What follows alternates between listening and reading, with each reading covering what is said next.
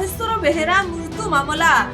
स्त्री सामने स्वामी को विभत्स भावे हत्या। प्रथमे गुली मारिले हेले न मरिबारु गोड़े गोड़े पथर रे छेची हत्या कले।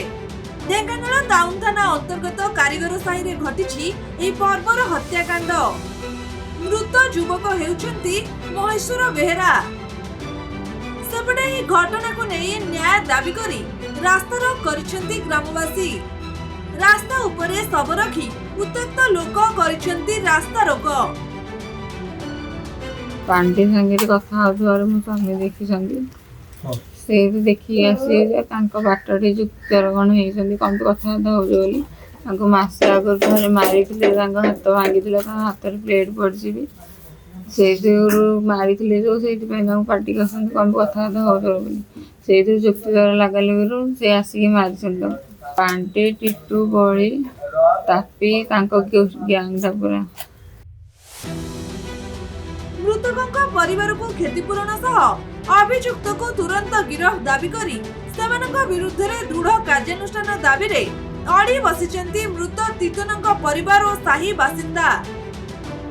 रास्तारोक जोगो यातायात रे समस्या उपजुछि। रास्तार उभय पटरे शताधिक गाड़ी एथिपाई अटकी रहिछि। सेपटे घटनास्थल रे साइंटिफिक टीम पहुंची अधिक तदंत चलाइछि।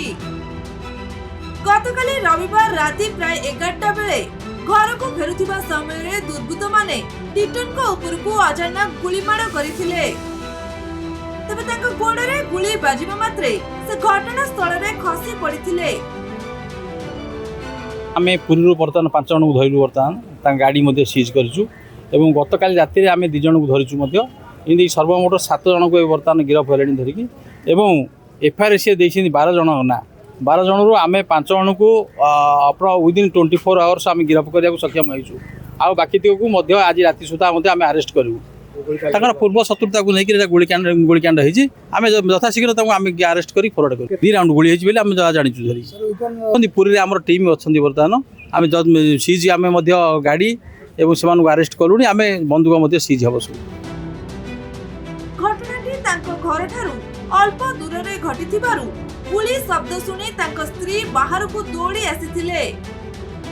टिटन जीवन विकल रे सेठारु खसी पळाइबा को चेष्टा करथिबा बेले दुर्बृत्त माने तांको सेठारु घोसाडी नै अन्य एक स्थान रे पत्थर छेची हत्या करिथिले। एही समय रे टिटन को पत्नी अभियुक्त को आगे स्वामी को जीवन पई जेते नेहुरा होइथिले भी तांको कथा सुनी नथिले दुर्बृत्त।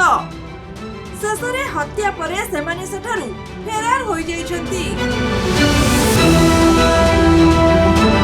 एपटे रक्त जुडुकुडु अवस्था रे तांकु उद्धार करा जाई हॉस्पिटल निया जाइथिबा बेले डाक्टर सेठारे तांकु मृत घोषणा करिसंती। ए घटना रे 7 जन को गिरफ्त करा जाइथिबा कहिसंती अतिरिक्त एसपी सूर्यमणि प्रधान।